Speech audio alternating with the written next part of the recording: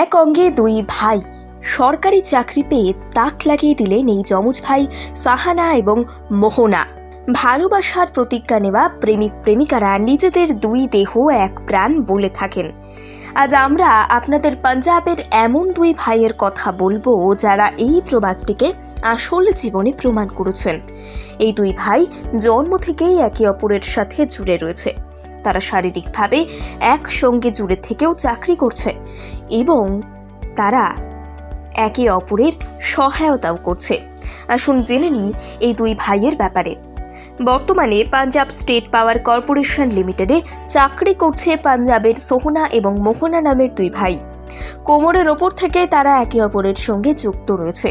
তাদের দুজনে এক জোড়া পা থাকায় অপারেশন বা অন্য কোনো মেডিকেল ট্রিটমেন্টের মাধ্যমে তাদের আলাদা করা সম্ভব নয়। সাহানা পাঞ্জাব স্টেট পাওয়ার কর্পোরেশন লিমিটেড মেইনটেনেন্সের কর্মচারী। এই কাজে মোহনাও তাকে সাহায্য করে। এই দুই ভাই 2021 সালে ইলেকট্রিক্যাল ডিপ্লোমা করে। তারপর তারা পাঞ্জাব স্টেট পাওয়ার কর্পোরেশন লিমিটেডে এই পদের জন্য অ্যাপ্লাই করেন। গত 11 ডিসেম্বর সোহনা এই চাকরি পেয়ে যায়। এরপর থেকে সে ভাই মোহনার সাথে চাকরি করছে।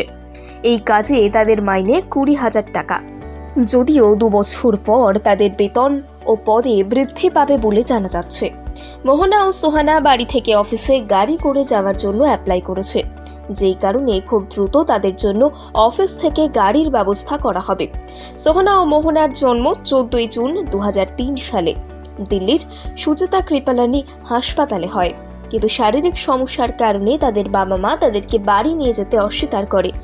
এরপর অমৃতসরের পিঙ্গলবাড়া তাদের দত্তক নিয়ে নেয়। সেখানকার বয়োজ্যেষ্ঠ ইন্দ্রজিৎ কর তাদের নামকরণ করে।